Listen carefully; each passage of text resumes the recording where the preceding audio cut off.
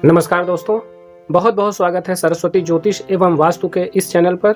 दोस्तों, विवाह सृष्टि का संगम है, जहां पर एक स्त्री और एक पुरुष का मिलन होता है और एक नई सृष्टि की रचना होती है, यानी एक नया वंश वृद्धि होती है। दोस्तों, प्रकृति के इस लीला में मानव सृष्टि भी एक महत्वपूर्ण भूमिका अदा करती है। मनुष्य का जीवन ही इसलिए हुआ है कि वह कुछ बेहतर करे। किसी भी मनुष्य के जीवन में यह एक सुनहरा पल होता है, जहां पर उसके बहुत सारे ख्वाब हकीकत में बदलते नजर आते हैं, मगर यह ख्वाब कितने सच होते हैं, यह तो भविष्य के गर्भ पर छुपा होता है। किसी मनुष्य का जीवन बहुत खुशहाल रहता है और किसी का जीवन दुखों से भर जाता है। कोई लड़का किसी लड़की से प्रेम करता है और वह अपना जीवन साथी बनाना चाहता है और वह चाहता है कि उसका विवाह उससे हो जाए, मगर यह इतना आसान भी नहीं होता, क्योंकि यहाँ पर दोनों पक्षों की रजामंदी की ज़रूरत होती है। हम जिस परिवेश में रहते हैं वहाँ पर समाज की मान्यता बहुत ज़रूरी होती है। बिना सामाजिक मान्यता के किया गया कोई भी विवाह हमको स्थिर नहीं रहने देता, हमें कोई ना कोई परेशानी ज़रूर आती है। मगर आज हम जिस विवाह की बात कर रहे हैं वह वाकई दोनों पक्षों के सपनों को बिखेर देता है। ऐसा क्या है इस हाथ की हथेली पर जो यह बताती है कि विवाह सफल नहीं होगा?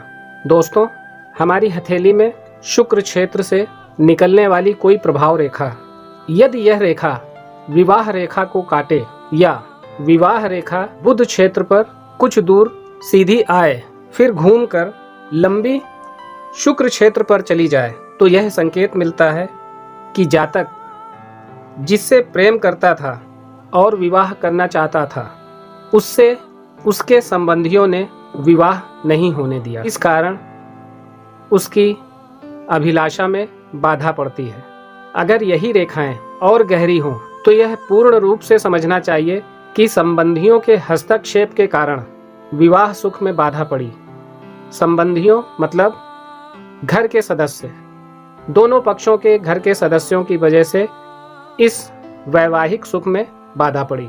जिस स्थान पर यह प्रभाव रेखा विवाह रेखा को काटती हो, उस स्थान पर विवाह रेखा पर अशुभ लक्षण कौन से?